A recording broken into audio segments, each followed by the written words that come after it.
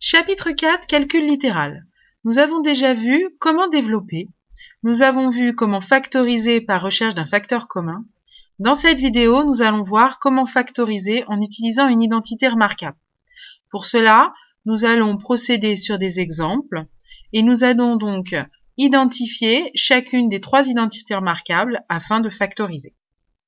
Première identité remarquable, on rappelle la formule, c'est a plus b au carré égale a au carré plus 2 fois a fois b plus b au carré. Factoriser, c'est écrire une somme sous la forme d'un produit.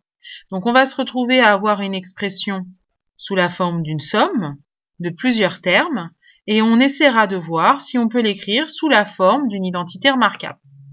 Donc, ici, si on prend l'expression x au carré plus 6x plus 9, on s'aperçoit qu'on a un premier terme qui ici, clairement au carré, c'est x qu'on a élevé au carré.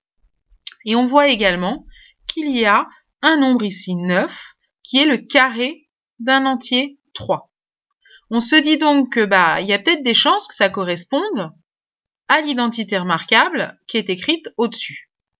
Alors, il ne reste plus qu'à vérifier que le 2 fois a fois b correspond bien donc à 2 fois x fois 3. Et on s'aperçoit en effet que ce x au carré, c'est le nombre x qui a été élevé au carré, que le 6x, on peut l'écrire 2 fois x fois 3, et que le 9, on peut l'écrire 3 au carré. Autrement dit, on va pouvoir, en utilisant la formule, dire que c'est égal à x plus 3 au carré. Prenons un deuxième exemple qui utilisera la deuxième identité remarquable. Donc, rappel de la formule, a moins b au carré, c'est égal à a carré moins 2 fois a fois b plus b au carré. Ici, l'expression, on voit encore qu'on a un terme qui a été élevé au carré, et aussi celui-là, 16, qui est un nombre élevé au carré. Donc, 4x au carré, c'est le nombre 2x qui a été élevé au carré, et le 16, c'est 4 élevé au carré. Donc après, il ne nous reste plus qu'à vérifier que 2 fois 2x fois 4, c'est bien égal à 16x, c'est le cas. Donc, ça correspond bien à la forme développée de l'identité remarquable. On va pouvoir utiliser la formule et dire que c'est égal à 2x moins 4 au carré. Alors, nous allons voir maintenant un exemple avec la troisième identité remarquable.